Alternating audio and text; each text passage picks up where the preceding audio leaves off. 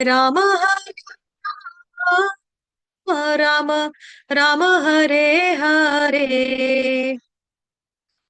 हरे कृष्ण। आप सभी भक्तों का, सभी भागवतों का, सभी वैष्णवों का हार्दिक स्वागत, हार्दिक अभिनंदन आज की श्रीमद् भगवद गीता यथारूप की कक्षा में।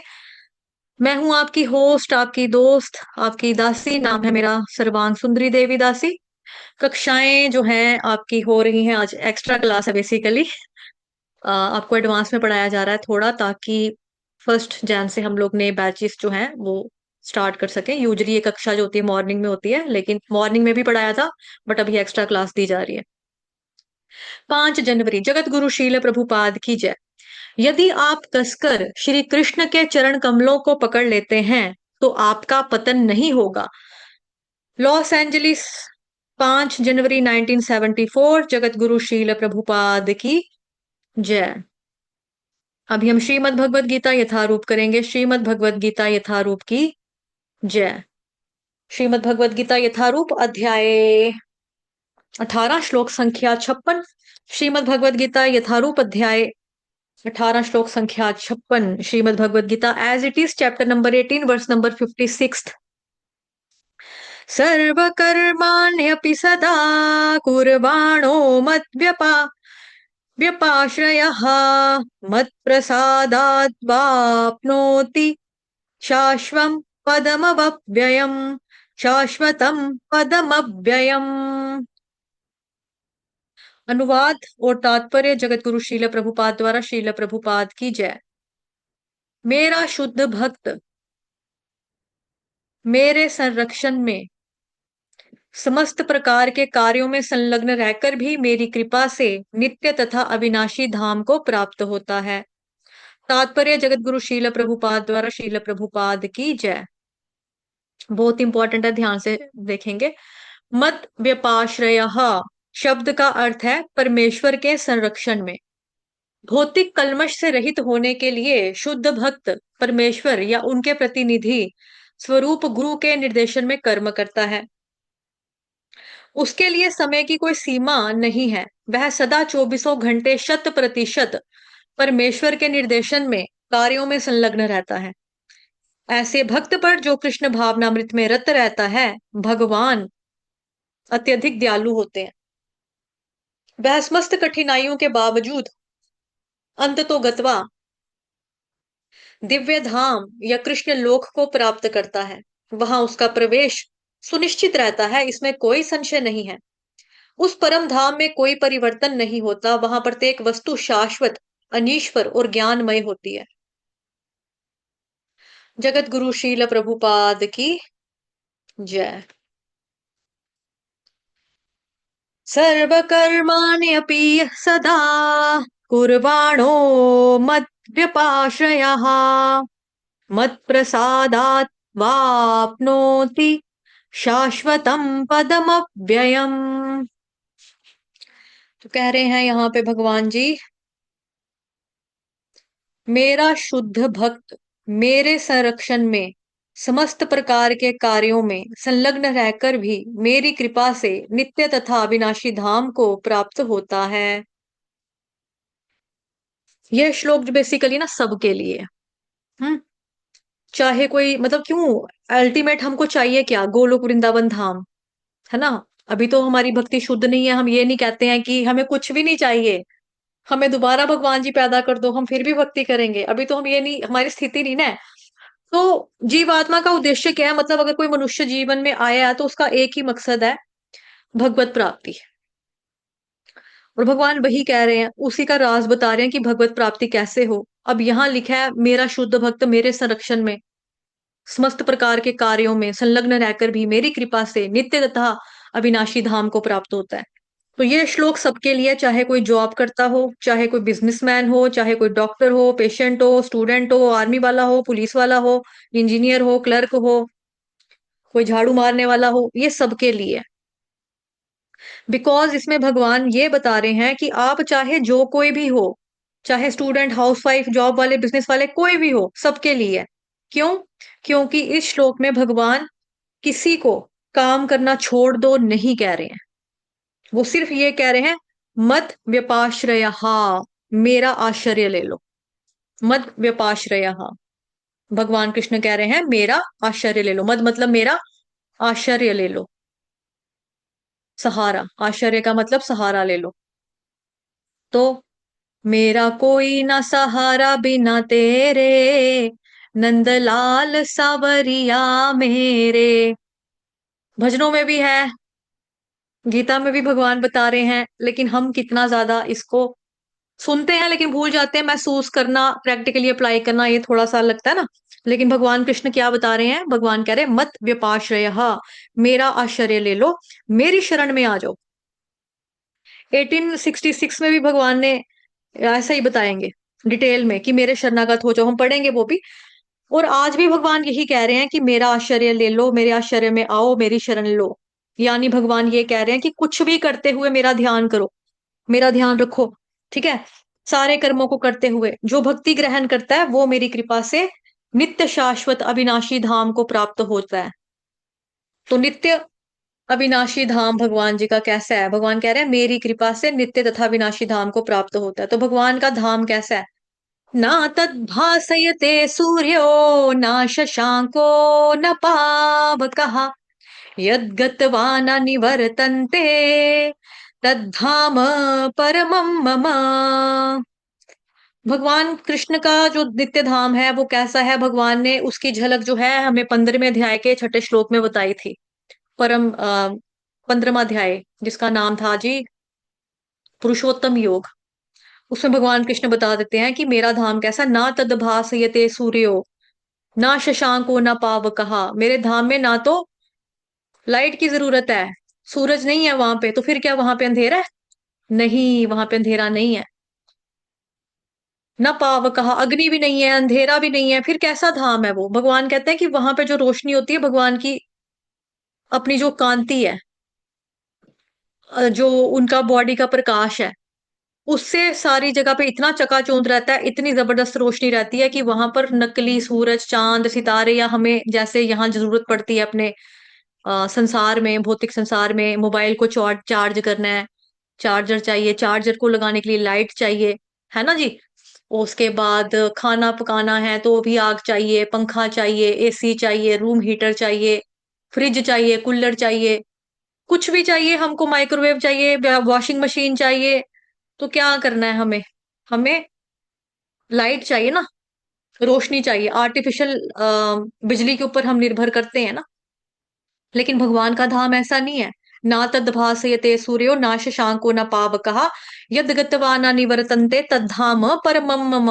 मेरा धाम ऐसा है और परमानेंट है। और खूबी क्या है भगवान के धाम की? यद गत्वा न निवर्तन्ते तद्धाम परमम मम। मेरा धाम ऐसा है कि जहां पर कोई एक बारी चला गया वापस लौट के वो नहीं आता। ये भगवान जी के धाम की खासियत है। और हमारे धाम में क्या है? लाइट आती है, लाइट जाती है बार बार, उसी तरह से हम और आप बार बार आते रहते हैं, बार बार जाते रहते हैं।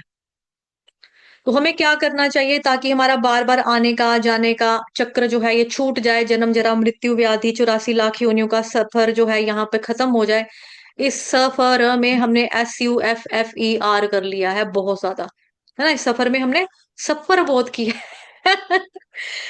तो यही चीज हमें बताई जा रही है, भगवान का धाम ऐसा है। ठीक है, हमारा जो लोक है इस लोक को बोलते हैं मृत्यु लोक। ये टेम्पररी लोक है। भगवान का धाम परमानेंट है। यह जगत जो है विनाशी है, इसका विनाश हो जाता है, अशाश्वत है, टेम्पररी है।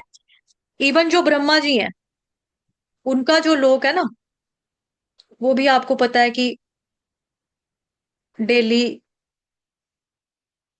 ब्रह्मा जी का दिन चढ़ता है, ब्रह्मा जी की रात होती है, ब्रह्मा जी की मृत्यु होती है, ब्रह्मा जी सोते हैं सब कुछ खत्म हो जाता है, उठते हैं तो दोबारा से बनाना पड़ता है ना। ब्रह्मा जी का पद जो है वो भी अमर नहीं है, ना वो अमर है ना उनका पद, ना ही उनका लोक परमानेंट है। केवल भगवत धाम जो है वही परमानेंट है। तो भगवान ने 8वें अध्याय का, श्रीमद् भगवत गीता के 8वें अध्याय के 15वें श्लोक में बताया था, मामुपेत्य पुनर्जन्म दुःखालयम शाश्वतम नाप्नुवन्ति महात्मानस संसिद्धिम परमाम गताः। तो मेन वर्ड क्या था? मामुपेत्य पुनर्जन्म दुःखालयम शाश्वतम। आल्य, आल्य किसको बोलते हैं? आल्य बोलते हैं घर को। अलग अलग तरह के आल्य होते हैं। कभी होता है आपका आल्य, विद्या आल्य, पुस्तकालय, विद्यालय जहां पर विद्या मिलती है, स्कूल को बोलते हैं। पुस्तकालय जहां पे किताबें मिलती हैं, लाइब्रेरी को बोलते हैं। मदिरालय जहां पे शराब मिलती है, उसको बोलते हैं। और ये वाला आलय कौन सा है? यह है दुखालय, यहाँ पर दुख मिलते हैं। यहाँ पे व्यक्ति सुख की तलाश में आता है, लेकिन मिलता तो उसको दुख ही है, भोगता तो वो दुख ही है। सुख की तलाश में, जैसे सुबह आपको तस्वीर दिखाई थी ना, वो गाजर वाली, क्या तस्वीर दिखाई थी आपको? वो क्या था कि एक गधा है, और वो क्या करता है, उसको उसका जो मालिक है, उसके शरीर के ऊपर भोजा डाल के कितने कितने मील तक उसको चला देता है। ये आपको फोटो सुबह दिखाई थी ना, ये गधा है। पीछे इसका सामान, गठरी बांधी हुई है, वजन है उसके पीठ के ऊपर लदा हुआ, मतलब उसी को वही हैंडल करा ना, वही तो वो घसीट घसीट के लेकर जा रहा है आगे। और ये पीछे गठरी के साथ एक डंडा बांधा हुआ है, डंडा डंडा डंडा डंडा डंडा, डंडे की नोक के ऊपर बांधी हुई है धागे से गाजर, रस्सी से। और ये गाजर जो है वो गधे को नजर आ रही है, वाह गाजर, इसका भोग करूंगा, इसको खाऊंगा, बस बस 2 कदम चलूंगा गाजर मेरे मुंह में होगी, बस 2 कदम चलूंगा गाजर को मैं खाऊंगा, इसका रस पीऊंगा, इंजॉय करूंगा, इंजॉय करूंगा। उसके चक्कर में बेचारा जो ये गधा है, ये कितने कितने मील सफर का जो है ये तय कर देता है, पैदल चलता चलता चलता चलता चलता चलता, है ना। उसी तरह से जो मनुष्य हो गया आज, वो आधुनिक गधे के रूप में हो गया है। यानी उसने क्या किया है, उसने कोट पैंट सूट वूट तो पहना हुआ है। 1 मिनट दिखा रही हूँ आपको।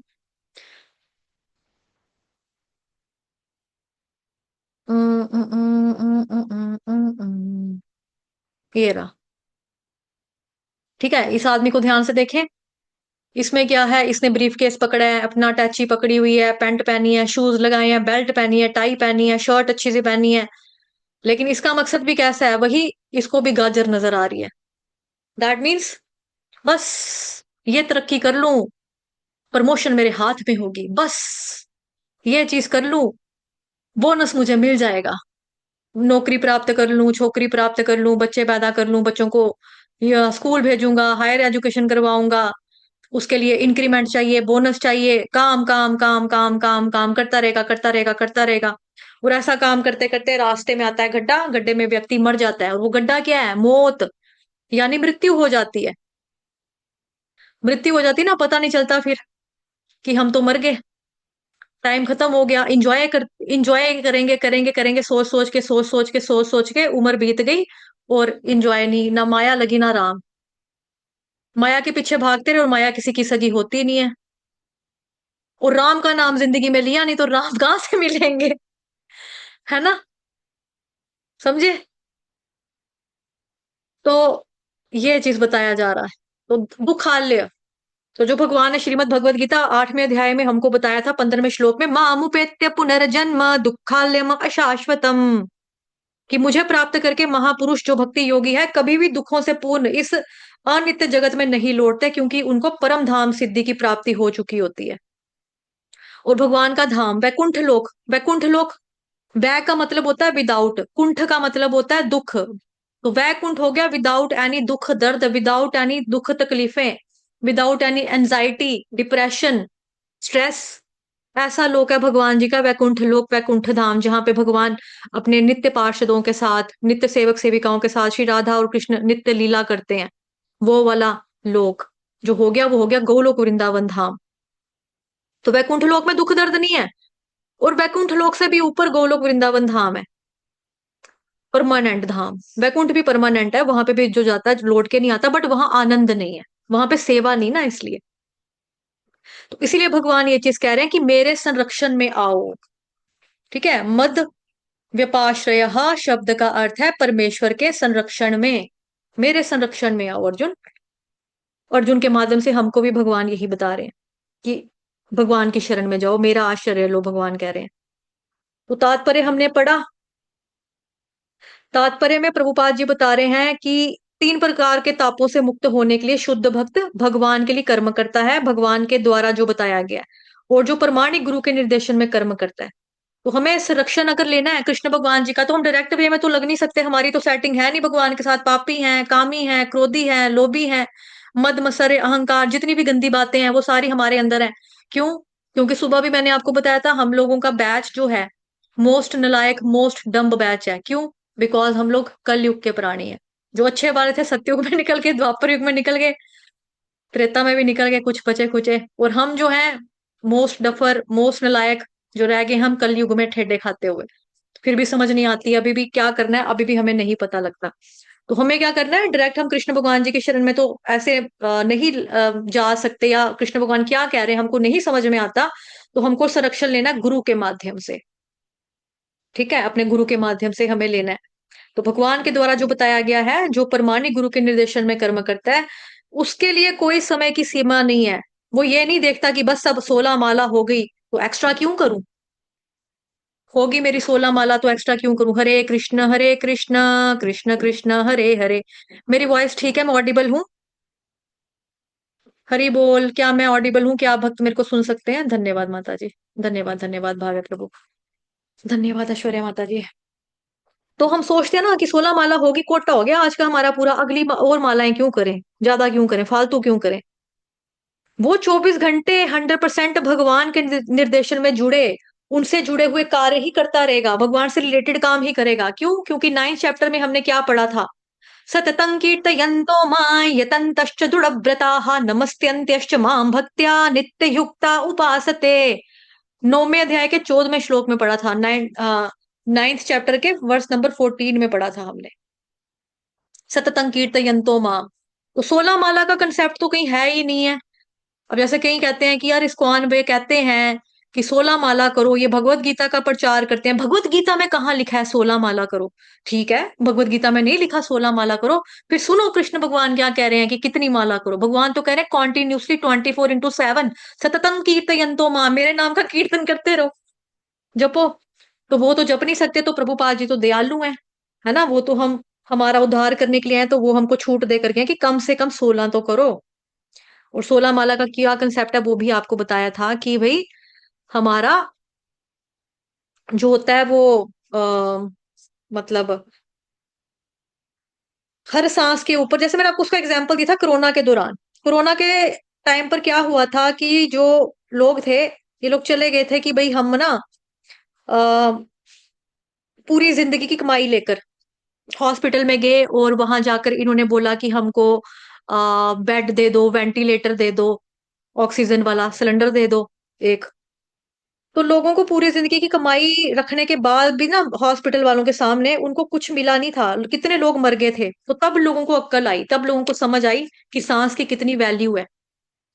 सांस सांस पे सिमर भज। तो सांस सांस पे हमको क्या लेना चाहिए? भगवान कृष्ण का नाम लेना चाहिए। कोरोना वायरस के दौरान जो हम सब लोगों ने महसूस किया, अनुभव किया, तो हमको समझ होनी चाहिए कि हमको कोरोना चाहिए, भगवान जी की करुणा चाहिए, हमको भगवान कृष्ण की करुणा चाहिए, उनकी दया चाहिए, है ना। तो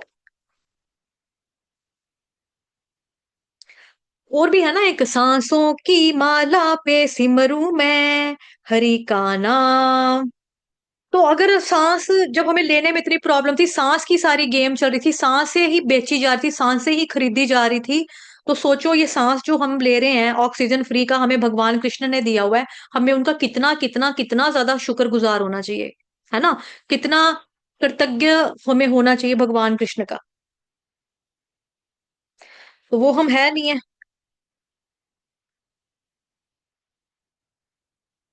तो हमें सांस सांस पे भगवान का नाम लेना चाहिए। तो 16 माला करते हैं जब हम, जैसे हमारा एक दिन में कुछ घंटे होते हैं ना, मतलब कि हमारे दिन के 24 घंटे होते हैं, 24 घंटे में हम कितनी बार सांस लेते हैं, उसको अगर आप इंटरनेट पे निकालेंगे और 16 माला को अगर आप निकालोगे तो फिर उसका उससे थोड़ा सा ज्यादा आता है। तो हमारे हर सांस के ऊपर कृष्ण भगवान जी का नाम आ जाए, लिखा जाए ना, वही हमारी कोशिश होनी चाहिए। क्योंकि सांस का पता नहीं है कि अगली सांस हमको आनी भी है कि नहीं आनी है। सांस सांस सिमरन करो, एक सांस व्यर्थ ना जाए, ना जाने किस सांस में अंतिम घड़ी आ जाए। तो वही जो मैं कहती हूँ, जो आप लोगों का कहते हो कि माता जी आपका ये लाइन हमें हमारी फेवरेट है, जो आया है वो जाएगा, आज नहीं तो कल सबका नंबर आएगा, किसी का नंबर पहले तो किसी का नंबर बाद में आएगा, लेकिन ये बात पक्की है कि नंबर जरूर आएगा। तो हमारा नंबर कहाँ पे है, कब आ जाए, कुछ नहीं पता है। तो इसीलिए नित्य कीर्तन हमें भगवान जी का करना है। सततं कीर्तयन्तो माम यतन्तस्तुडव्रताः नमस्त्यन्त्यश्च माम भक्त्या नित्य युक्ता उपासते। भगवान कह रहे हैं कि ये महात्मा मेरी महिमा का नित्य कीर्तन करते हुए, दृढ़ संकल्प के साथ प्रयास करते हुए, मुझे नमस्कार करते हुए, भक्ति भाव से निरंतर मेरी पूजा करते हैं। भगवान ने बहुत जगहों पे नित्य युक्ता उपासते के बारे में बताया है। श्रीमद् भगवद गीता का 12 चैप्टर का सेकंड श्लोक में भगवान कहते हैं, श्री भगवान उवाच मय्यावेश्य मनो ये मां नित्य युक्ता उपासते श्रद्धया परयोपेतास्ते मे युक्ततमा मताः। जो लोग अपने मन को मेरे साकार रूप में एकाग्र करते हैं और जो श्रद्धा पूर्वक मेरी पूजा करने में हमेशा लगे रहते हैं, सदैव लगे रहते हैं ना, नित्य युक्ता उपासते, सदैव लगे रहते हैं, वो मेरे द्वारा परम सिद्ध माने जाते हैं। गुरु साधु शास्त्र के माध्यम से हमको भगवान जी की सेवा करनी है। हमें अपने कार्य में करते हुए अपने जीवन को भगवान जी से जोड़ना है, गुरु के साथ जोड़ना है, साधु शास्त्र का हेल्प लेनी है, सहारा लेना है। ऐसे में हम भगवान जी के धाम जा सकते हैं। और भगवान का धाम कैसा है, वहां पर कोई परिवर्तन नहीं होता। ना तदभासयते सूर्यो ना शशांको न पावकः यद गत्वा न निवर्तन्ते तद्धाम परमं मम। जो भगवान जी का करेगा इस तरह से, वो कहाँ जाएगा, भगवान जी के दिव्य धाम कृष्ण लोक को प्राप्त होगा। वहां डेफिनेटली वो जाएगा, सुनिश्चित रहती है उसकी जगह, इसमें कोई भी डाउट नहीं है, संशय नहीं है। उस परम धाम में कोई परिवर्तन नहीं होता, चेंजलेस है वो। वहां कोई टेम्परेरी चीजें नहीं है, परमानेंट है, अनिश्वर, अविनाशी है वहां पे। अब अविनिश्वर और ज्ञानमयी होती है। सब चीजें वहां पर कैसी हैं, ज्ञानमय होता है, कोई परिवर्तन नहीं होता। जैसे ये भौतिक जगत है जिसमें हम रहते हैं, ये परिवर्तनशील है।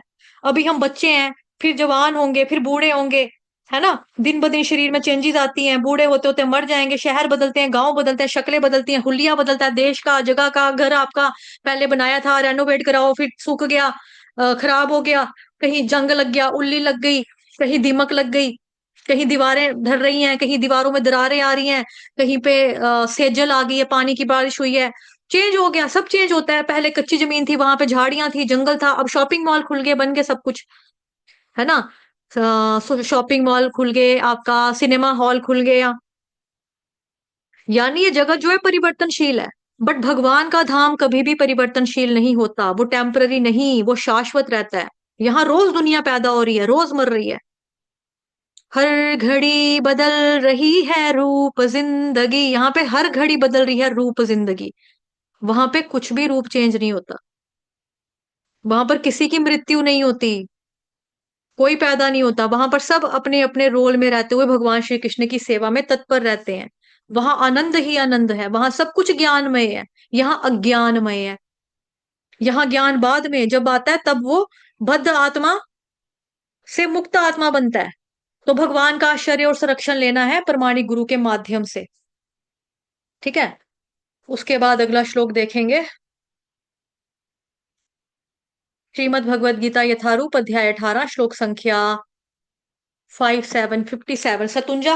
हाँ स्तुंजा, है ना, स्तुंजा शायद पंजाबी में कहते हैं, हिंदी में क्या कहते हैं पता नहीं क्या कहते हैं। Shrimad Bhagavad Gita as it is, chapter number 18, verse number 57। चेतसा सर्वकर्माणि मयि सन्न्यस्य मत्पराः बुद्धियोगमुपाश्रित्य मच्चित्तः सततं भव। अनुवाद और तात्पर्य जगत गुरु शील प्रभुपाद द्वारा, शील प्रभुपाद की जय। प्रभु जी बता रहे हैं 57 कहते हैं जी, अध्याय 18 श्लोक संख्या 57। सुबह हमने 2 श्लोक किए थे, अभी हम 4 कर लेंगे, ठीक, फिर कल हम 7 कर लेंगे। तो ये वाला सिलेबस कंप्लीट करवा के फिर आपका नया साल में नया धमाका, न्यू धमाका, हैप्पी न्यू ईयर धमाका होगा फिर। तो न्यू ईयर धमाके में हम क्या करेंगे, न्यू ईयर धमाके में हम नए नए बैचेस आपके लिए लाएंगे। वो भी ऑफ कोर्स फ्री होंगे, आउट ऑफ एनी कॉस्ट, कोई भी पैसा आपसे चार्ज नहीं किया जाएगा। जो भक्तजन फेसबुक पे लाइव देख रहे हैं पेज पर, वो जुड़ना चाहें जुड़ सकते हैं, कैप्शन बॉक्स में लिंक दिया हुआ है, साथ ही कमेंट सेक्शन में भी लिंक दिया हुआ है। सारी कक्षाएं बिल्कुल फ्री हैं, चाहे वो भगवत गीता की श्लोक वाली क्लास हो जो आप अभी श्रवण कर रहे हैं, चाहे वो ये वाली कथा वाली क्लास हो, चाहे भागवतम महापुराण की कथा रूप हो, चाहे भागवतम महापुराण की स्तुतियां हो, किसी भी कक्षा के लिए आपसे किसी भी वे में कोई भी किसी भी तरह का चार्ज किसी भी वे में नहीं लिया जाता। तो आइए, खुद भी आइए और अपने मित्रों को भी लाइए, शेयर कीजिए। ठीक है, चलिए अब हम आगे पढ़ते हैं। अनुवाद और तात्पर्य जगत गुरु शील प्रभुपाद द्वारा। शील प्रभुपाद की जय। सारे कार्यों के लिए मुझ पर निर्भर रहो और मेरे संरक्षण में सदा कर्म करो, ऐसी भक्ति में मेरे प्रति पूर्णतया सचेत रहो। तात्पर्य जगत गुरु शील प्रभुपाद द्वारा। शील प्रभुपाद की जय। ऐश्वर्या माता जी आप पढ़ो। जी माता जी। श्रील प्रभुपाद की जय। जब मनुष्य कृष्ण भावनामृत में कर्म करता है तो वह संसार के स्वामी के रूप में कर्म नहीं करता। उसे चाहिए कि वह सेवक की भांति परमेश्वर के निर्देश अनुसार कर्म करे। सेवक को स्वतंत्रता नहीं रहती। वह केवल अपने स्वामी के आदेश पर कार्य करता है, उस पर लाभ हानि का कोई प्रभाव नहीं पड़ता। वह भगवान के आदेश अनुसार अपने कर्तव्य का सच्चे दिल से पालन करता है। अब कोई ये तर्क दे सकता है कि अर्जुन कृष्ण के व्यक्तिगत निर्देश अनुसार कार्य कर रहा था, लेकिन जब कृष्ण उपस्थित ना हो तो कोई किस तरह कार्य करे। यदि कोई इस पुस्तक में दिए गए कृष्ण के निर्देश के अनुसार तथा कृष्ण के प्रतिनिधि के मार्गदर्शन में कार्य करता है तो उसका फल वैसा ही होगा। इस श्लोक में मत परह शब्द अत्यंत महत्वपूर्ण है। ये सूचित करता है कि मनुष्य जीवन में कृष्ण को प्रसन्न करने के लिए कृष्ण भावना भावित होकर कार्य करने के अतिरिक्त अन्य कोई लक्ष्य नहीं है। जब वह इस प्रकार कार्य कर रहा हो तो उसे हरे कृष्ण। हरे कृष्ण। माता जी वॉइस ब्रेक हो गई है, यहां से पढ़ना है। हरे कृष्ण। मेरी आवाज आ रही है? हरि बोल। हरे कृष्ण। हरे कृष्ण। मेरी आवाज आ रही है ना? ऐश्वर्या माता जी की आ रही है? हरे कृष्णा। हरे बोल। मैंने सबको अनम्यूट किया, क्या आपको ऐश्वर्या माता जी नहीं की आवाज माता आ रही जी, है? नहीं आ रही, नहीं आ रही माता जी। नहीं आ रही, उसका नहीं शायद आ रही डिस्कनेक्ट हो गया। ठीक है, जहां से उसने छोड़ा वहां से मैं पढ़ लेती हूँ। जब वह इस प्रकार कार्य कर रहा हो तो उसे केवल कृष्ण का ही चिंतन इस प्रकार से करना चाहिए। कृष्ण ने मुझे इस विशेष कार्य को पूरा करने के लिए नियुक्त किया है और इस तरह कार्य करते हुए उसे स्वाभाविक रूप से श्री कृष्ण का चिंतन हो आता है। यही पूर्ण कृष्ण भावनामृत है, किंतु यह ध्यान रहे कि मनमाना कर्म करके उसका फल परमेश्वर को अर्पित ना किया जाए। इस प्रकार का कार्य कृष्ण भावनामृत की भक्ति में नहीं आता। मनुष्य को चाहिए कि कृष्ण के आदेशानुसार कर्म करे। यह अत्यंत महत्वपूर्ण बात है। कृष्ण का यह आदेश गुरु परंपरा द्वारा प्रमाणिक गुरु से प्राप्त होता है, अतएव गुरु के आदेश को जीवन का मूल कर्तव्य समझना चाहिए। यदि किसी को प्रमाणिक गुरु प्राप्त हो जाता है और वह निर्देशानुसार कार्य करता है तो कृष्ण भावना में जीवन की सिद्धि सुनिश्चित है।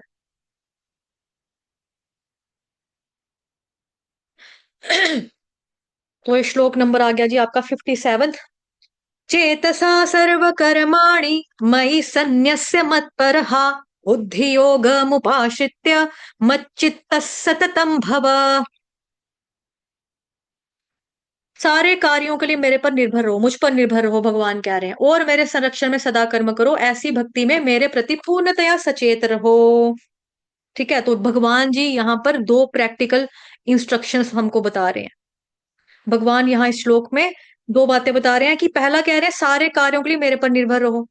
मतलब हम जो कुछ भी कार्य करें उसमें एट द एंड हमें ये क्लियर है और ये क्लियर होना चाहिए और ये विश्वास होना चाहिए कि भगवान चाहेंगे तो मुझे सफलता मिलेगी, अगर उनकी मर्जी नहीं हुई तो मुझे असफलता मिलेगी, और अगर उनकी मर्जी हुई तो मेरे को सफलता मिलेगी।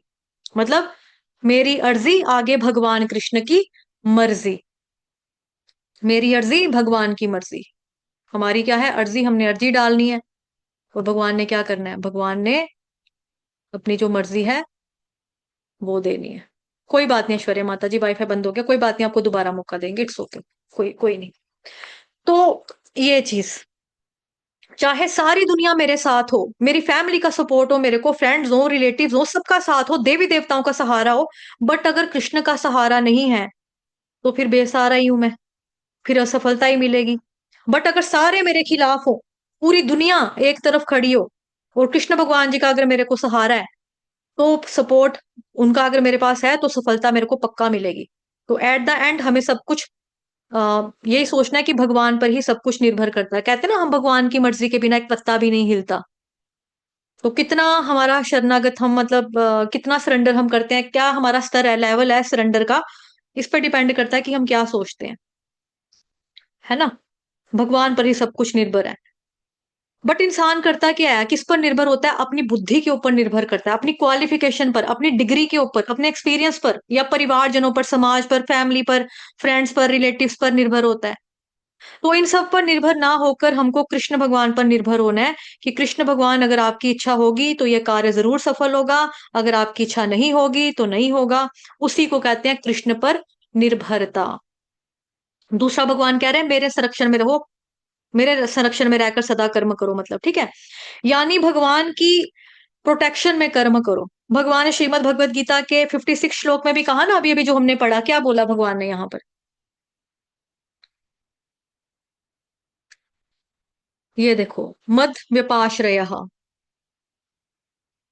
है ना, मेरा आश्रय लो, सर्व कर्माण्यपि सदा कुर्वाणो मद व्यपाश्रय, मत प्रसादात वाप्नोति शाश्वतम पदमव्ययम।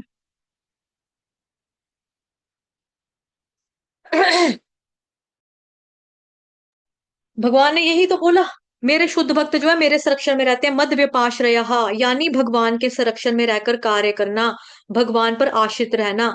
तो भगवान ऐसे व्यक्तियों की सुरक्षा करते हैं। उसका कारण यह है कि आप किसी भी व्यक्ति की सुरक्षा तब प्राप्त करते हो जब आप उनके अनुसार अपने निर्णय को लेते हो, या फिर दिशा को चुनते हो, कार्य को करते हो उनके अकॉर्डिंगली, तो वो व्यक्ति आपको सुरक्षा भी देता है। जैसे हम बच्चे हैं, ठीक है, जब बच्चे अपने माता पिता से पूछकर काम करते हैं, पापा मैं ये कर लूं, मम्मा मैं ये कर लूं, मम्मा मैं खेलने जाऊं, तो उसकी मम्मा कहेगी हाँ ठीक है जाओ। अगर बच्चा वहां जाके गिर जाएगा, उसको चोट लगेगी, तो मम्मी आके मारेगी नहीं ना उसको। लेकिन अगर बच्चा बाहर चुपचाप गया, एक्सीडेंट हुआ या कुछ भी उसके साथ चोट चोट लगी उसको, तो फिर घर में कहेंगे किससे पूछ के गया था, कहाँ गया था, देखो कितनी बार बोला पार्क में नहीं जाना, कितनी बार समझाया तुझे नहीं जाना, ज्यादा हवा लगी है। उसको क्या होगा, उसको डांट पिटेगी ना, है ना। एक सेकंड, मेरे लैपटॉप की बैटरी खत्म हुई है तो मैंने शिफ्ट किया। एक सेकंड रुको, चार्जर दिखाने दो। तो वही चीज है, जब बच्चे माता पिता से पूछकर काम करते हैं, फिर आगे वो गलती भी करेगा तो माता पिता अपनी जिम्मेदारी समझेंगे कि हमारे कहने पर ही इसने ऐसा किया था, तो अब सपोर्ट भी हमें करना पड़ेगा। तो भगवान की सुरक्षा हम तब प्राप्त करते हैं जब हम उनके दिशा निर्देश में कार्य करते हैं। फिर गलत भी होगा तो वही हमको बचाने आएंगे, क्योंकि उन्होंने ही दिशा दिखाई थी। और जब हम स्वतंत्र होकर डिसीजन लेते हैं, कार्य करते हैं, उसमें कोई प्रोटेक्शन, कोई सुरक्षा हमारी नहीं होती है। इसीलिए लोग भगवान से प्रार्थना करते हैं ना, हमें बचा लेना, हमारी सहायता कर देना। लेकिन सहायता तभी होगी जब हम शास्त्रों के निर्देशों का पालन करेंगे, कि कृष्ण क्या चाहते हैं, हमें कैसे जीवन जीना चाहिए, उनकी बात हम मान रहे हैं या नहीं। वैसे करेंगे तो भगवान सुरक्षा हमको फिर क्यों नहीं देंगे। ऐसी ऐसी परिस्थिति में भी हमको भगवान कृष्ण बचाएंगे जिसमें आपको लगेगा आज तो मर गए, आज तो बचना मुश्किल नहीं है, अब तो बच्चा मैं गया, अब तो बेटा गया, अब तो गया। ऐसा ऐसा भी लगेगा हमें। लेकिन ऐसी ऐसी सिचुएशन से भी भगवान हमको आराम से निकाल लेंगे। जैसे प्रहलाद महाराज को भगवान ने बचाया, हमेशा बचाया, हमेशा उनकी रक्षा की। कभी अगर उसकी बुआ ने बोला आ मेरे साथ अग्नि स्नान कर, अग्नि स्नान में उसकी रक्षा की, बिच्छू के डसने के ऊपर रक्षा की, सांपों के काटने से रक्षा की, पहाड़ियों से गिराना गिराया उसको, तभी भी उसको कुछ नहीं हुआ प्रहलाद महाराज को, है ना। हमेशा हमेशा हमेशा रक्षा की। एंड में तो खुद ही आ गए भगवान नरसिंह अवतार लेकर, है ना। हमेशा रक्षा की, अदरवाइज तो कोई ऐसे बच नहीं ना सकता।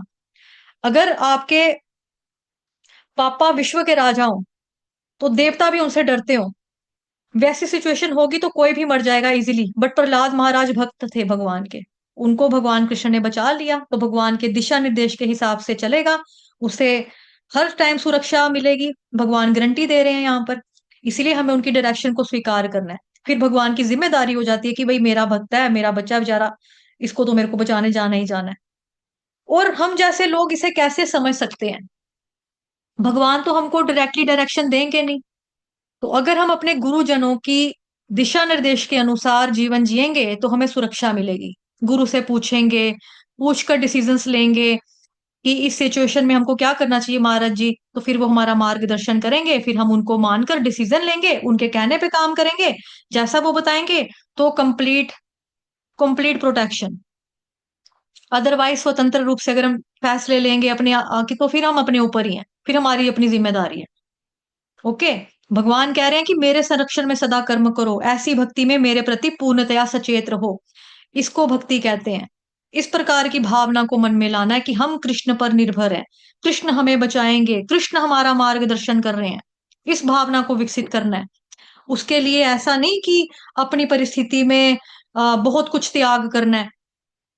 हर व्यक्ति इस भावना को विकसित कर सकता है, कोई भी किसी भी सिचुएशन में इस भावना को विकसित कर सकता है। ऑफिस जा रहे हैं, जॉब कर रहे हैं, जो भी कर रहे हैं, यही सोचना है कि मुझे कृष्ण की सहायता चाहिए कि मैं अपना काम कर सकूं।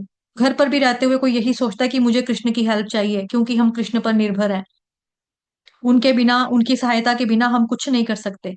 ये चेतना हमको विकसित करनी है, और ये चेतना हम विकसित कर सकते हैं, किया जा सकता है। कैसे?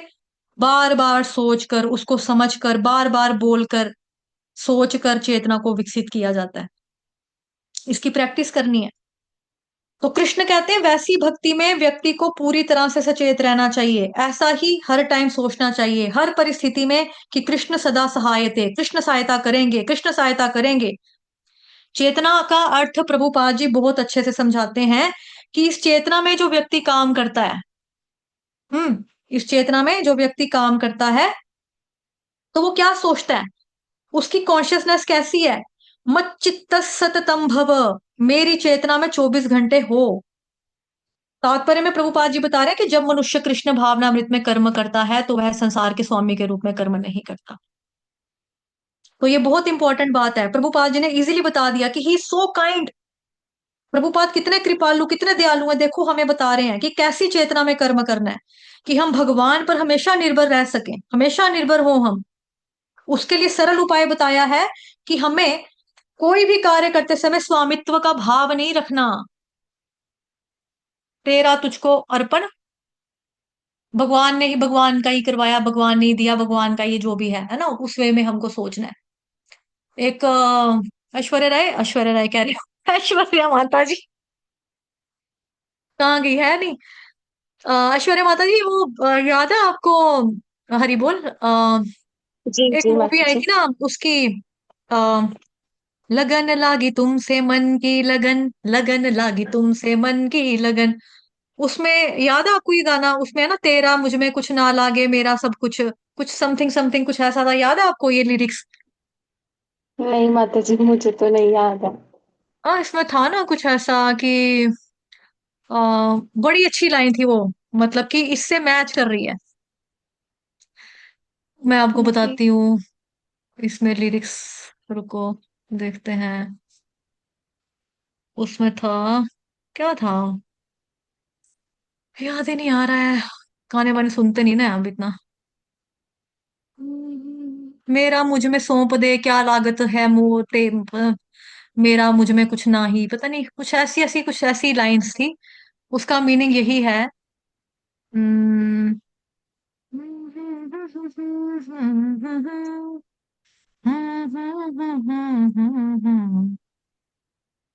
ये ना, तेरा तुझको सौंप दे क्या लागत है मोर, मेरा मुझ में कुछ नाही, जो होवत सो तोर। मतलब तेरा ही है जो कुछ भी है, मेरा कुछ नहीं है।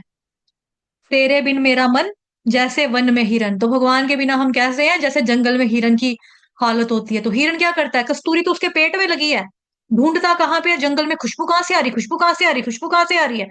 ऐसे ही भगवान तो हमारे हृदय में बैठे हैं, लेकिन हम फिर भी कहते हैं भगवान कहाँ है, भगवान है कहाँ रे तू।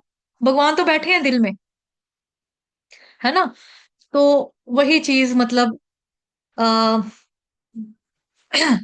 ऐसा होना चाहिए हमें कि मच्चित्त सत तम भव, मेरी चेतना में 24 घंटे लग जाएंगे। तो ये बहुत इंपॉर्टेंट बात है, प्रभुपाद ने हमको जो बताई है, कि हमें सरल उपाय बताया कि अपने आप में हमको स्वामित्व का भाव नहीं रखना है, कि मैं बॉस हूं, मैं मालिक हूं, मैं कंट्रोलर हूं, मैं महान व्यक्ति हूं। इस भावना से हमें कोई भी कर्म नहीं करना चाहिए। हमें कर्म करना चाहिए बहुत ही विनम्र भाव से कि मैं तो केवल एक सेवक हूँ, भगवान का सेवक, वैष्णवों का भक्त हूँ, भक्तों का सेवक। सुबह भी आपको बताया था ना, गोपीर भरतो पद कमलियोर दासा दासा दासा दासा, 1000 बार दासा दासा दासा दासा दासा दासा दासा अनुदास। ये हमारी वास्तविक पहचान है। विनम्रता जो है ना, विनम्रता ही व्यक्ति को सारे सद्गुणों से सुशोभित कर देती है। और ये कभी झूठ नहीं है कि हम सबके सेवक हैं, हम सब सेवक हैं, हम सारे सेवक हैं, आप मैं हम सब सेवक हैं। जीवेर स्वरूप होए नित्य कृष्णेर दास। हम स्वामी नहीं है, हम दास हैं। हमारे पास स्वामी बनने की ना तो कोई गुण है, ना कोई योग्यता है, ना कोई हक, ना कोई अधिकार, कुछ नहीं है। केवल झूठा घमंड है हमारे पास कि हम स्वामी हैं। हमारी कुछ भी महानता नहीं है। आज आंखें बंद कर लें, आज कोई बीमारी लग जाए, सब कुछ खत्म। आज उल्टी मारो, आंखों के देखो कैसे डेले बाहर आते हैं, एकदम से लगेगा है या नहीं, अगला अगली सांस आनी है कि नहीं आनी है, ये भी कुछ पता नहीं लगेगा। कब कोई बीमारी लगेगी, कब मर जाएंगे, मृत्यु कब आ जाएगी, कुछ नहीं मालूम है। कोई कुछ नहीं कर पाएगा जब ऊपर जाने का टाइम आएगा। चाहे कितने भी नौकर हो, चाकर हो, कोई काम नहीं आएगा। तो इस झूठे अहंकार, घमंड को त्याग कर विनम्र स्वभाव या भाव को हमको अपनाना है। विनम्रता के भाव से ये सारे गुण आ जाएंगे। भगवान पर निर्भरता, भगवान के दिशा निर्देश का पालन करना, सब कुछ आ जाएगा। मैं परम पूज्य लोकनाथ स्वामी जी महाराज जी का लेक्चर सुन रही थी। वहां पर वो बता रहे थे कि अपने आप मतलब कि है ना कि विनम्रता, विनम्रता कैसे आएगी, कि मतलब हम भगवान के दास हैं, विनम्रता कैसे आएगी। तो यही समझना है अपने आप को, आपको यही बताना है कि हम जो है ना, हम सारे के सारे दास हैं। और बेसिकली अपने लिए खास तौर पर ये सोचना है कि मैं नौकर हूं, मैं दास हूं इनका। सामने वाला जो है वो मुझसे ज्यादा इंटेलिजेंट है, वो बहुत बुद्धिमान है, और मैं सबसे ज्यादा नलायक हूँ। तृणादपि सुनिचे न तरोरपि सुहिष्णुना अमानिना मान देना कीर्तनीय सदा हरि। इस चीज को हमें हमेशा माइंड में रखना है। ठीक है, इस चीज का हमें ख्याल रखना है। तो फिर हमें घमंड नहीं आएगा, फिर हमें अहंकार नहीं आएगा बिल्कुल भी। और ये वाले जो विनम्रता के जो भाव है, उससे हमारे अंदर सारे के सारे जो गुण है वो आ जाएंगे। सारे गुण आएंगे हमारे अंदर। ठीक है, सारे गुण हमारे अंदर आ जाएंगे। भगवान पर निर्भरता, भगवान के दिशा निर्देश का पालन करना, सब कुछ आ जाएगा। ठीक है। तो अब भगवान ये बता रहे हैं इसको, मतलब अर्जुन को आगे। श्लोक संख्या 58, 58, श्रीमद भगवद गीता यथारूप अध्याय 18, श्लोक संख्या 58, Shrimad Bhagavad Gita as it is, chapter number 18, verse number 58। मच्चित्तः सर्वदुर्गाणि मत्प्रसादात् हृष्यसि, अथ चेत्त्वमहङ्कारान् न श्रोयसि विनक्ष्यसि। अनुवाद और तात्पर्य जगत गुरु शील प्रभुपाद द्वारा, शील प्रभुपाद की जय। यदि तुम मुझसे भावना भावित होंगे, माता जी पढ़ो। कहाँ है ऐश्वर्या माता जी? हाँ माता जी पढ़ो। यदि तुम मुझसे भावना भावित होंगे माता जी तो माइक थोड़ा मेरी पास कृपा रखो। से। जी माता जी। माता जी अब आ रही है आवाज? कम आ रही, थोड़ी अच्छे से। हरे कृष्णा। यदि तुम मुझसे भावना भावित होंगे तो मेरी कृपा से तुम बद्ध जीवन के सारे अवरोधों को लांघ जाओगे। लेकिन यदि तुम मिथ्या अहंकार वश ऐसी चेतना में कर्म नहीं करोगे और मेरी बात नहीं सुनोगे तो तुम विनष्ट हो जाओगे। तात्पर्य श्रीला प्रभुपाद की जय। पूर्ण कृष्ण भावना भावित व्यक्ति अपने अस्तित्व के लिए कर्तव्य करने के विषय में आवश्यकता से अधिक उद्विग्न नहीं रहता। जो मूर्ख है वह समस्त चिंताओं से मुक्त कैसे रहे, इस बात को नहीं समझ सकता। जो व्यक्ति कृष्ण भावनामृत में कर्म करता है, भगवान कृष्ण उसके घनिष्ठ मित्र बन जाते हैं। वह सदैव अपने मित्र की सुविधा का ध्यान रखते हैं, और जो मित्र चौबीसों घंटे उन्हें प्रसन्न करने के लिए निष्ठापूर्वक कार्य में लगा रहता है, वे उसको आत्मदान कर देते हैं। अतएव किसी को देहात्म बुद्धि के मिथ्या अहंकार में नहीं बह जाना चाहिए। उसे झूठे ही ये नहीं सोचना चाहिए कि वह प्रकृति के नियमों से स्वतंत्र है या कर्म करने के लिए मुक्त। माताजी नीचे वाली स्लाइड। कर्म करने के लिए मुक्त है। वह पहले से कठोर भौतिक नियमों के अधीन है, लेकिन जैसे ही वह कृष्ण भावना भावित होकर कर्म करता है तो वह भौतिक दुश्चिंताओं से मुक्त हो जाता है। मनुष्य को ये भली भांति जान लेना चाहिए कि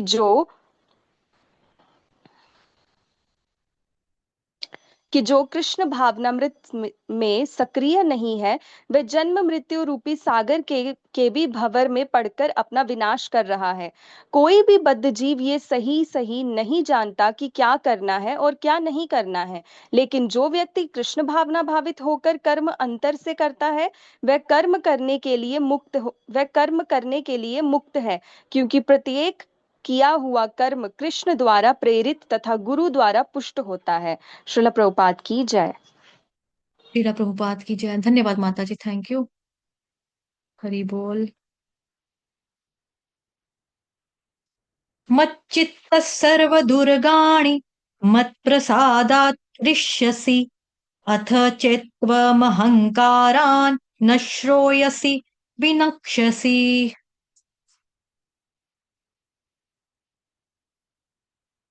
हम्म।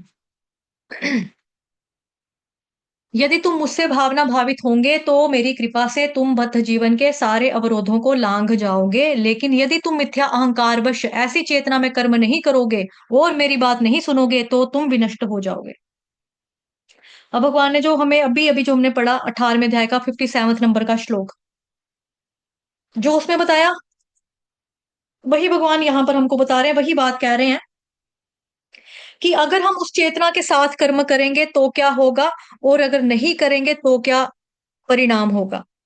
यानी भगवान के संरक्षण में रहना और भगवान पर निर्भर रहना, कृष्ण चेतना में रहना। तो वही भगवान कह रहे हैं कि अगर तुम कृष्ण भावना भावित होंगे तो मेरी कृपा से सारे अवरोधों को लांघ जाओगे, अदरवाइज विनष्ट हो जाओगे। और भगवान बता रहे हैं कि सर्व दुर्गाणी, सभी प्रकार की प्रॉब्लम्स, चिंताओं, बाधाओं को कैसे खत्म कर सकते हैं? कृष्ण भावना भावित होकर। अदरवाइज क्या है? नानक दुखिया सब संसार दुखालय में शाश्वतम, दुखों का घर। दुनिया को, संसार को हमने अपने दिल में बिठा कर रखा है। ये संसार ऐसा जहां पर कोई किसी का नहीं है। सब एक ना एक दिन बदल जाते हैं। जन्म के टाइम पे भी अकेले थे, मृत्यु के टाइम पे भी अकेले ही जाएंगे। खाली हाथ आए थे हम, खाली हाथ जाएंगे, ये बात सबको मालूम है। और चित्त में भी यही संसार है। बट फिर भी भगवान कह रहे हैं मत चित्तस। भगवान कह रहे हैं कि अपने चित्त में मुझको लगाओ, मुझे बिठाओ, चित्त में मेरे को धारण करो। है ना, पर्सन टू पर्सन डिफरेंट होता है ये। किसी को इलेक्ट्रॉनिक गैजेट्स पसंद है, किसी को गाड़ियों का शौक है, किसी को ट्रैवल करना पसंद है, किसी को मोबाइल लेने पसंद है। तो हमने अपने दिल में क्या किया हुआ? भौतिक सुखों को, इंद्र तृप्तियों को जगह दी हुई है, कृष्ण को जगह दी ही नहीं हुई है। और भगवान कह रहे हैं मच्चित्त सर्व दुर्गाणी, मन मना भव मत भक्तो मद्याजी माम नमस्कुरु। और हमारे केस में क्या है? मन मना ही कर देता है कि मैं नहीं करना। भगवान कह रहे हैं मन मना ही मत भक्तो। हम, और हमारा मन हमको मना कर देता है, मैंने नहीं करना, मैंने नहीं मानना। हमारा मन ऐसा है। ठीक है। तो भगवान कह रहे हैं मच्चित्त सर्व दुर्गाणी, मेरी चेतना में रहोगे, कृष्ण भावना भावित बनोगे तो सभी प्रकार की चिंताओं से मुक्त हो जाओगे। कैसे? तो भगवान कह रहे हैं मत प्रसादात ऋष्यसि, मेरी कृपा से तुम जीवन की सभी मुसीबतों को, सभी अवरोधों को, सभी प्रॉब्लम्स को लांघ सकते हो, पार कर सकते हो। और श्लोक की दूसरी लाइन में भगवान कह रहे हैं अथ चेत्व महंकारान न श्रोयसी। ठीक है, ये कह रहे हैं भगवान कि लेकिन मिथ्या अहंकार की वजह से। तो मिथ्या अहंकार क्या है? अर्जुन का मिथ्या अहंकार क्या था? इस लाइन में देखो, ये देखो, अर्जुन का मिथ्या अहंकार था। अर्जुन एक सैनिक था और क्षत्रिय स्वभाव लेकर जन्मा था, अतएव उसका स्वाभाविक कर्तव्य था कि वो युद्ध करे। लेकिन मिथ्या अहंकारवश वह डर रहा था अपने गुरु पितामह मित्रों का वध करने के लिए कि वो पाप का भागी होगा। तो ये हो गया उसका मिथ्या अहंकार, फॉल्स ईगो। मैं करूंगा तो मेरे को पाप लगेगा। ठीक है। अथ चेत्वम अहंकारान, लेकिन मिथ्यांकार की वजह से शोष्यसी विनक्ष्यसी, तुम बात नहीं सुनोगे या मानोगे तो तुम विनष्ट हो जाओगे। अगर तुम नहीं सुनोगे, मिथ्यांकार की वजह से मेरी बात नहीं मानोगे, तो तुम विनष्ट हो जाओगे, यानी तुम्हारा विनाश हो जाएगा। विनाश का क्या मतलब है? 84 लाख के बाद जो हमको मनुष्य की योनि मिली, वो भी गई। तो हमें मिली किस लिए है? मिली है हमको भगवान की भक्ति करके भगवत धाम जाने के लिए। लेकिन हमारा अगर विनाश हो गया, तो वो जो हमें 84 लाख योनियों के बाद मनुष्य का शरीर मिला, वो भी हमारे हाथों से, हमारी गलती की वजह से हम चूक गए, तो वो खत्म हो गया, गया, फिर वो टाइम मौका चला गया। तो हम में से बहुत सारे लोग यही गलती करते हैं ना, अपनी ईगो की वजह से। आध्यात्मिक क्रियाएं नहीं करते। आध्यात्मिक क्रियाएं लाइक जप करना, शास्त्र पढ़ना, हरि कथा का श्रवण ना करना, अहंकारवश करते हैं ऐसा। कि क्या मतलब है भगवत गीता की क्लास अटेंड करके? देखो सुबह क्लास में कितने बच्चे थे? 45, 45। सुबह मैंने अनाउंस किया था कि सिलेबस जल्दी कंप्लीट करेंगे, नए बैच में, नए साल में नया बैच लगाएंगे, तो इसको हम थोड़ा जल्दी कर लेंगे। हम्म। तो शाम को भी एक्स्ट्रा क्लास हमने लगा दी। सुबह एक भी नहीं बोला कि नहीं हम नहीं आएंगे, सुबह बोला हाँ 4 बजे। खुद टाइम बोला 4 बजे, जिसने 4 बजे बोला था, देखती हूँ वो आया कि नहीं। एंड हाँ, वो तो आई। नीतू चौहान माता जी, आप ही ने कहा था 4 बजे आएंगे, या गीता माता जी ने बोला था 4 बजे आएंगे? हरे कृष्ण नीतू चौहान माता जी, जी माता जी। आप ही ने कहा था कि 4 बजे आएंगे सुबह, शाम को जी आज। जी माता जी। चलो आप आए हो, तो बाकी नहीं आए। तो 45 में से कितने आ गए? यहाँ पे कितने कम है ना? तो ये क्या है कि क्या करना है क्लास में जाके? रिकॉर्डिंग सुन लेंगे, छड्डो जी सानू की, है ना? क्या करना है? जप करके, शास्त्र पढ़ के, हरि कथा का श्रवण नहीं करना। अहंकार की वजह से लोग ऐसा करते हैं। क्या मतलब 4 नियमों का पालन करने, ये नहीं खाना, वो नहीं खाना, वहां नहीं जाना, उधर नहीं फिरना, क्या करना है? जुआ नहीं खेलना, मीट अंडा नहीं खाना, हर औरत को माता जी बोलो, हर आदमी को प्रभु जी बोलो, ये क्या मतलब हुआ? हम किसी की तरफ देखे भी नहीं, अब आंखें भी नहीं सेक सकता बंदा। है ना? तो क्या फायदा? जो मन करे वो खाओ पियो ऐश मारो मित्रों, दिल पर किसी का दुखाए ना, हैप्पी रहो, एक ही लाइफ है, जिंदगी ना मिलेगी दोबारा, क्या जरूरत है भक्ति भजन करने की? तो भगवान कह रहे हैं कि अपने अहंकार, अपने ईगो की वजह से आप लोग ऐसा करते हो, और आप लोग ऐसा कहते भी हो, करते भी हो। और अगर मेरी बात नहीं सुनी तो आपका विनाश हो जाएगा। 84 लाख योनियों से मुक्ति नहीं होगी। अधम योनियों में भी जन्म हो सकता है, पशु भी बन सकते हैं, कीड़े मकोड़े कुछ भी बन सकते हैं, सांप बिच्छू भी बन सकते हैं। तो अगर हमें अब ये मालूम चल गया है, तो अब हमें रोज भगवत गीता की क्लास में आना है। ये आपको पहले ही मैंने डोज दे दिया है नए वाले बैचेस के लिए कि आ जाना भाई टाइम से। ठीक है? तो भगवत गीता की क्लास में डेली आना है। भक्ति भजन नाम जप रोज करना है, बड़े अच्छे से करना है, ब्रह्म मुहूर्त में उठ के करना है। उसके लिए भी आपको मॉर्निंग में भी बताया था, कल शाम को भी बताया था। मनुष्य योनि का लाभ उठाना है। जीवन का उद्देश्य है भगवत प्राप्ति करना। और अगर नहीं सुनी बात या नहीं मानी बात, तो मनुष्य जीवन से आप किसी पशु या अन्य किसी निचली योनि में चले जाएंगे, और फिर पतन हो जाएगा। और जो व्यक्ति कृष्ण भावना भावित कर्म करता है, कृष्ण भगवान उसके फ्रेंड, मित्र बन जाते हैं। पक्का मित्र, बेस्ट फ्रेंड बन जाता है। हम तो लिखते हैं ना आजकल, कोई इंस्टाग्राम पे पोस्ट डाल दिया, फेसबुक पे डाला, #BFF, best friend for ever. But real best friend कौन है? हमारा कृष्ण भगवान। सकाम कर्म विकर्म नहीं करने हैं, अकर्म करना है, कृष्ण के लिए कर्म करना है। सकाम कर्म मतलब अच्छे काम करेंगे, फल मिलेगा, फिर हम जाएंगे स्वर्ग में, स्वर्ग में भोग करेंगे। लेकिन भगवान कृष्ण ने 9 चैप्टर के 21 श्लोक में क्या कहा था? कौन सुनाएगा? यद गत्वा न निवर्तन्ते तद्धाम परमम मम। ये वाला नहीं है श्लोक, ये तो मैं आपको गुमराह करने के लिए कहा हूँ। ये तो 15वें अध्याय का छठा श्लोक है। 21, क्षीणे पुण्ये मृत्य लोकम विशंति। कौन सुनाएगा? भाव में निताई दास प्रभु।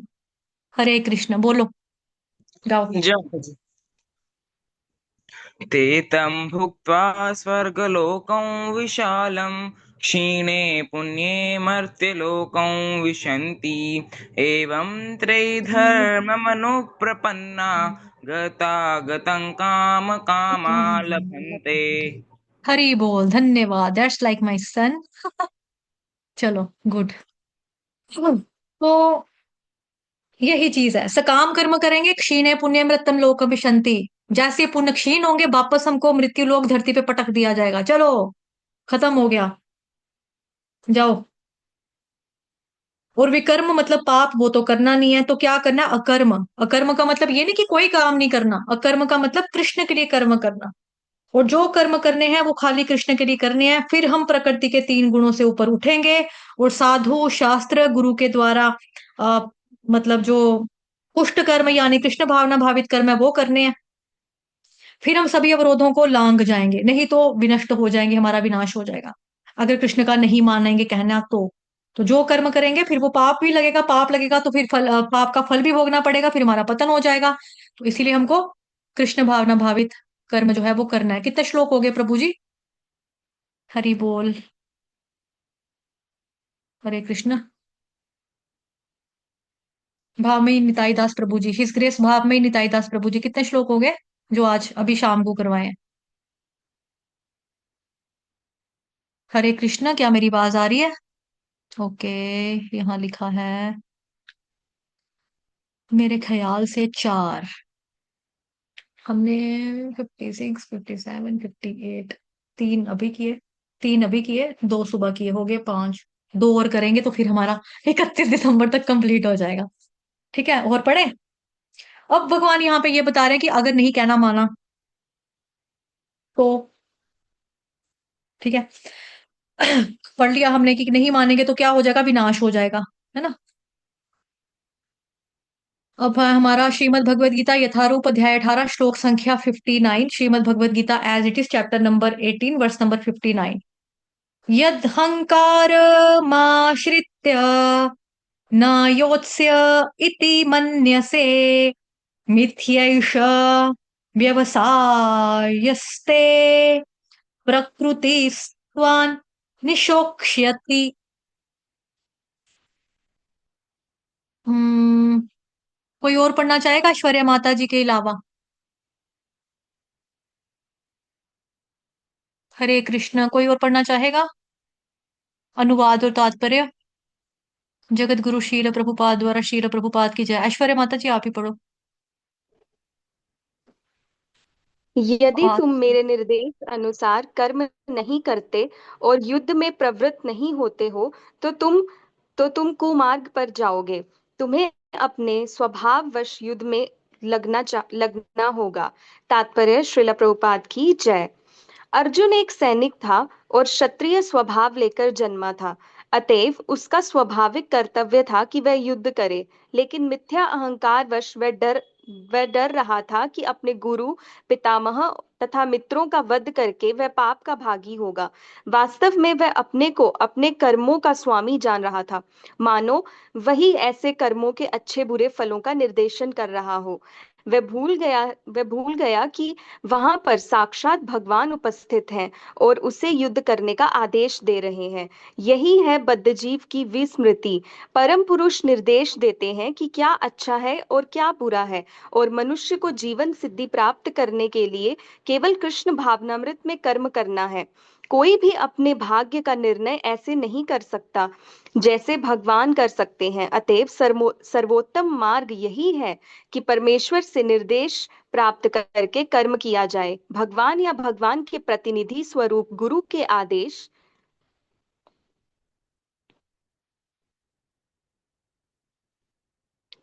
आदेश की वह कभी भी उपेक्षा ना करे। भगवान के आदेश को बिना किसी हिचक के पूरा करने के लिए वह कर्म करे। इससे सभी परिस्थितियों में सुरक्षित रहा जा सकेगा। श्रील प्रभुपाद की जय। हरे कृष्ण, धन्यवाद माता जी।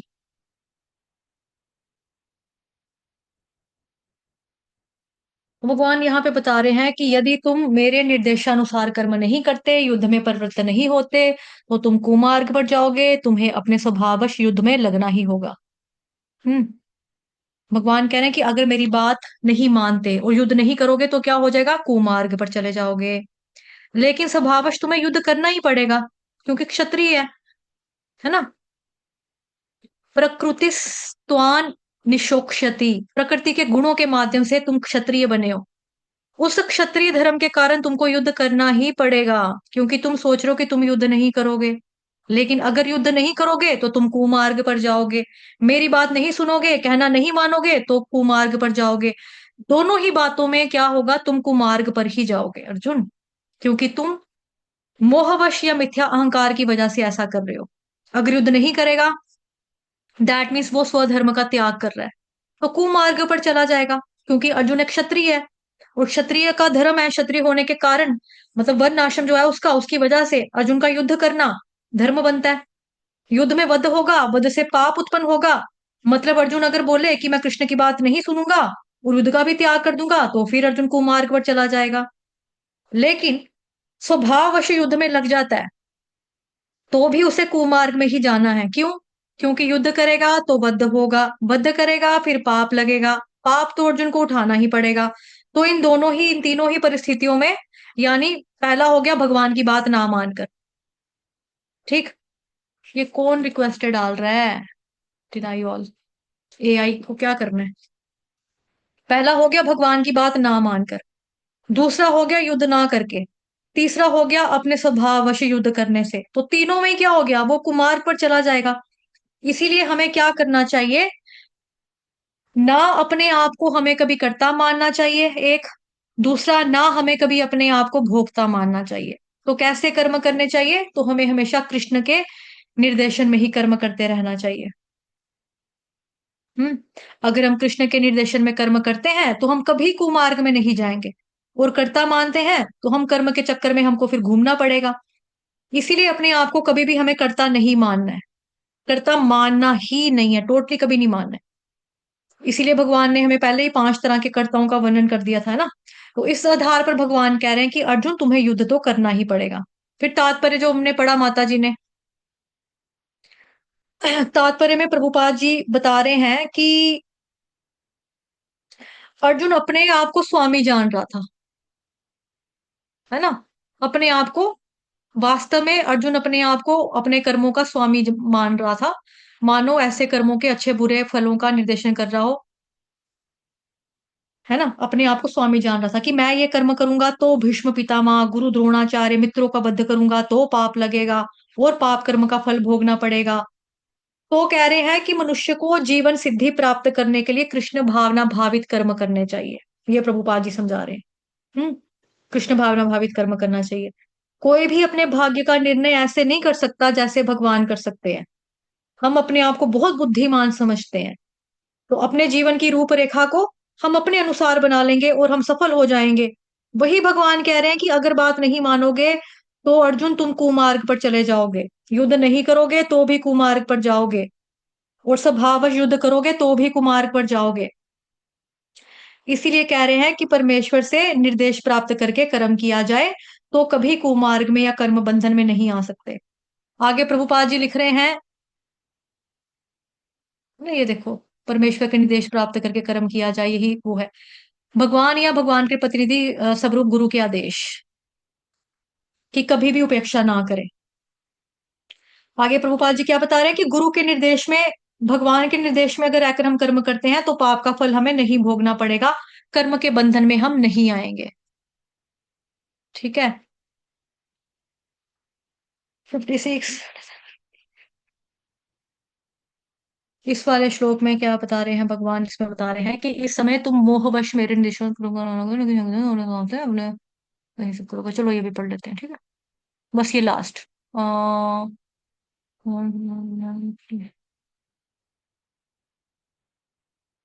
पांच ये और दो सुपर बड़े हो गए हमारे 7, ठीक है। कल, आज 7 हमारे हो गए।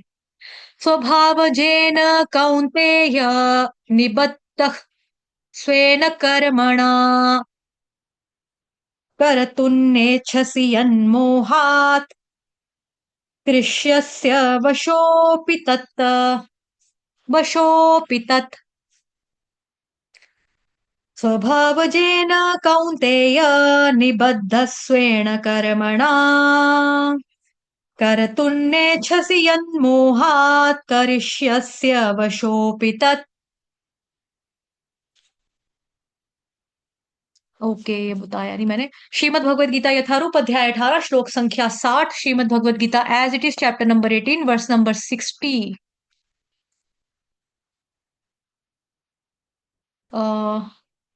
ऐश्वर्या माता जी पढ़ो। श्रील प्रभुपाद की जय। अनुवाद। इस समय तुम मोहवश मेरे निर्देश अनुसार कर्म करने से मना कर रहे हो, लेकिन हे कुंती पुत्र, तुम अपने ही स्वभाव से उत्पन्न कर्म द्वारा बाध्य होकर वही सब करोगे। तात्पर्य। श्रील प्रभुपाद की जय। यदि कोई परमेश्वर के निर्देश अनुसार कर्म करने से मना करता है तो वह उन गुणों द्वारा कर्म करने के लिए बाध्य होता है जिनमें वह स्थित होता है। प्रत्येक व्यक्ति प्रकृति के गुणों के विशेष संयोग के वशीभूत है और तद अनुसार कर्म करता है, किंतु जो स्व इच्छा से परमेश्वर के निर्देश अनुसार कार्यरत होता है वही गौरवान्वितम गौरवान्वित होता है। गौरवान्वित होता है। गौरवान्वित होता है, ठीक है। हम्म।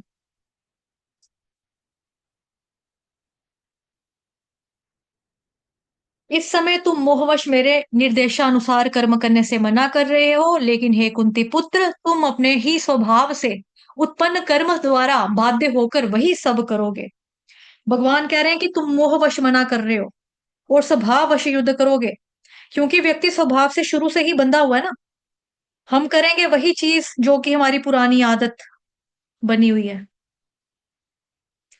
उस आदत को हम केवल किसी के निर्देशन में लाकर अपने गंतव्य स्थान को बदल सकते हैं। जैसे पानी क्या है, पानी का स्वभाव है बहना। जिधर ढलान होगी उसी साइड पर वो बहता चला जाएगा। लेकिन अगर हम उस पानी की दिशा को मोड़ देंगे, खेतों में, पौधों में, बगीचों में, क्यारियों में लगा देंगे, पानी को मोड़ देंगे, तो पानी का प्रॉपर यूज हो जाएगा कि भाई पानी जो है पौधों को मिल गया सही चीज के लिए। तो वैसे ही हम जीवात्माएं हैं।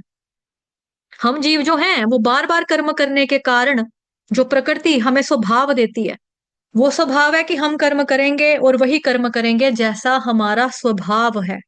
जैसे अर्जुन का स्वभाव क्या है, क्षत्रिय का स्वभाव है। तो क्षत्रिय होने के कारण युद्ध तो वो करेगा ही करेगा, चाहे वो हंसकर करे, चाहे वो नाच कर करे, चाहे वो रोकर करे, चाहे वो भीष्म पितामह पर तीर रोते हुए चलाए, द्रोणाचार्य पर तीर नीचे लेट लेट के चलाए, गिर गिर कर रोते हुए चलाने पड़ेंगे, है ना। वो तीर तो उसको चलाने पड़ेंगे। लेकिन अगर वही तीर वो कृष्ण भगवान के कहने पर चलाता है तो सारी जिम्मेदारी किसकी होती है, कृष्ण भगवान की हो जाती है। वही जैसे मैंने आपको थोड़ी देर पहले बताया था कि मम्मी पापा से अगर हम पूछकर कोई काम करेंगे तो काम हमारा गलत भी होगा तो मम्मी पापा के ऊपर जिम्मेदारी आ जाएगी कि नहीं, बेचारा बच्चा, इसने हमारे से पूछ के किया था, कोई बात नहीं, गलती होगी तो, है ना। मैंने पैसे इन्वेस्ट कर दिया, पापा से पूछ के, पापा यहाँ पर पैसे लगा दूं। पापा ने बोला हाँ ठीक है लगा दे। कल को बिजनेस में घाटा भी होगा, पापा कहेंगे कोई बात नहीं, मैं तेरे को और पैसे देता हूँ, तू काम कर ले। लेकिन अगर मैंने पैसे से ऐसी गलत जगह पे इन्वेस्ट कर दिया, शेयर मार्केट में लगाया, शेयर डूब गए मेरे, या मानो जी जुआ खेल लिया, फिर पापा से पैसे मांगे कि पापा ने कहना दौड़ जाओ यहाँ से, कोई पैसे पूसे नहीं है मेरे पास, है ना। तो वही भगवान कह रहे हैं कि अगर ऐसे तो चलो मारा जाए, मारना है किसी को पाप लगेगा मानो, लेकिन उसका स्वभाव क्या, क्षत्रिय है। और अगर वो भगवान कृष्ण के कहने के ऊपर अर्जुन अगर तीर चलाएगा तो कृष्ण की जिम्मेदारी है, सारी जिम्मेदारी जो कृष्ण की तरफ चली जाती है, सब जिम्मेदारी कृष्ण भगवान ले लेते हैं। जहां से पाप पुण्य उत्पन्न होगा वो सब कृष्ण ले लेंगे। इसीलिए हमें अपने स्वभाव में रहकर श्री कृष्ण भगवान जी के लिए कर्म करना है, उनके निर्देशानुसार करना है। भगवान कह रहे हैं कि मेरी बात सुनो, तुम अपने स्वभाव के अनुसार कर्म करो, लेकिन उस कर्म को मेरे को समर्पित कर दो, मुझे समर्पित कर दो, तो होगी सकाम भक्ति होगी। फिर कह रहे हैं कि तुम मेरे लिए कर्म करो, तो अर्जुन का ये कर्म निष्काम भक्ति कहलाएगी, क्योंकि कृष्ण के निर्देशन में और कृष्ण के लिए ही किया जा रहा है। तो कृष्ण के लिए किया गया कर्म भक्ति कहलाएगा, ना कि वो साधारण कर्म, या सॉरी साधारण सकाम कर्म कहलाएगा। निष्काम भक्ति कर्म को करने से हम शुद्ध भक्ति के स्तर पर जाते हैं। तो भगवान कह रहे हैं कि मेरे लिए कर्म करो, इससे तुम्हें कोई भी पाप या पुण्य या कोई भी कर्म फल का बंधन जो है वो नहीं लगेगा। ठीक है। वाञ्छाकल्पतरुभ्यश्च कृपा सिन्धुभयेव च पतितानां पावनेभ्यो वैष्णवेभ्यो नमो नमः। अनंत कोटि वैष्णव वृंद की जय। जगत गुरु शील प्रभुपाद की जय। श्री कृष्ण चंद्र भगवान की जय।